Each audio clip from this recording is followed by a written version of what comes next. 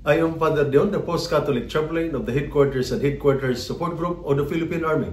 And this is Salita ng Diyos, ang ating gabay. Today is Tuesday, June 24, 2025, and we celebrate the solemnity of the Nativity of Saint John the Baptist.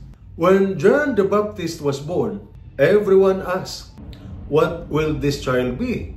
His miraculous birth revealed that he has a special mission from God. The same is true for each of us. No life is created by accident or without a purpose, even in service, in the army, in the family, and in the community. Each of us has a calling from God. The challenge is to recognize this mission, accept it, and carry it out faithfully.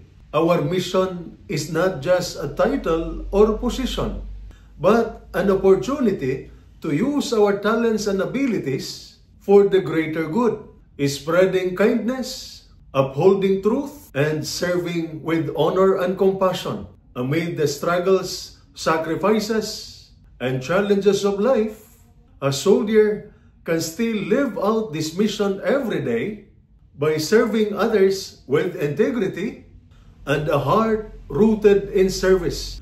In doing so, every moment becomes a chance to make a difference, to honor God, and to build a better future for ourselves, our families, and our nation. And this is Salita ng Diyos, ang ating gabay. Let us pray. Lord, thank you for the gift of life and for the unique mission you have entrusted to me.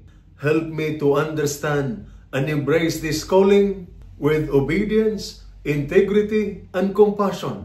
Grant me the strength to carry it out faithfully, regardless of the trials and challenges I may face.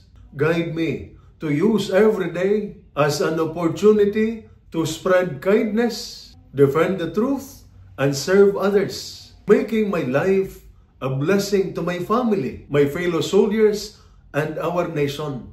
Amen. And may the Almighty God bless you and your family, the Father, the Son, and the Holy Spirit. Amen.